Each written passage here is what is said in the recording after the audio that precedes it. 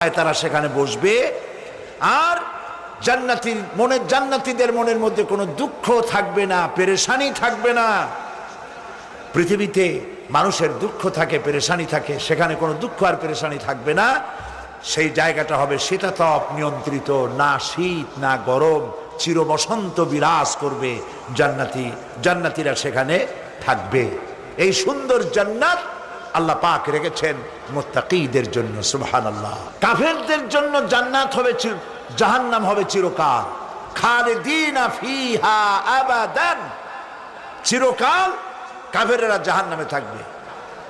সর্বশেষ যে ব্যক্তি জাহান্নাম থেকে মুক্তি লাভ করবে তাকে আল্লাহ পাক বলবেন, ফেরেশতাদেরকে বলবেন, ও আমার ফেরেশতারা, আমার এই বান্দাকে জান্নাত এবং জাহান্নামের মাঝখানে রেখে দাও।